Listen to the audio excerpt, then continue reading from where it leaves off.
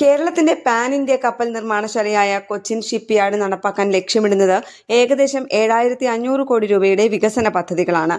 Thoothukudi VOC Chidambaranar തുറമുഖ അതോറിറ്റിക്ക് കീഴിലുള്ള 56 ഏക്കർ സ്ഥലം പാട്ടത്തിനെടുത്ത് 2,000 കോടി രൂപ ചെലവിട്ട് കപ്പൽ നിർമ്മാണ അറ്റകുറ്റപ്പണിശാല, 1,570 കോടി രൂപ ചെലവിൽ ഗുജറാത്തിലെ വാടിനാറിൽ അത്യാധുനിക സൗകര്യമുള്ള കപ്പൽ അറ്റകുറ്റപ്പണിശാല, കൊച്ചി രാമൻതുരുത്തിൽ 4,000 കോടി രൂപയുടെ ബ്ലോക്ക് ഫാബ്രിക്കേഷൻ പ്ലാന്റ് എന്നിവയാണ് പദ്ധതി വിഭാവനം ചെയ്യുന്നത്.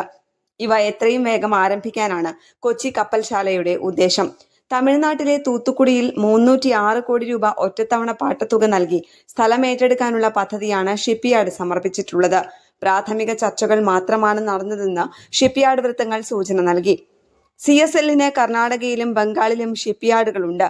കപ്പൽ നിർമ്മാണത്തിനാവശ്യമായ സ്റ്റീൽ ബ്ലോക്കുകൾ നിർമ്മിക്കുന്നതിനുള്ള ബ്ലോക്ക് ഫാബ്രിക്കേഷൻ ഫെസിലിറ്റി സ്ഥാപിക്കുന്നതിനായി വല്ലാർപാടം കണ്ടെയ്നർ ടെർമിനലിന് സമീപം രാമൻതുരുത്തിൽ സ്ഥലം കണ്ടെത്താനാണ് ശ്രമിക്കുന്നത്.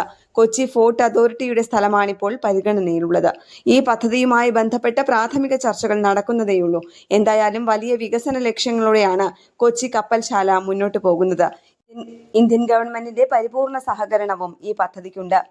നാഷണൽ ഡെസ്ക്, കേരള പ്രണാമം.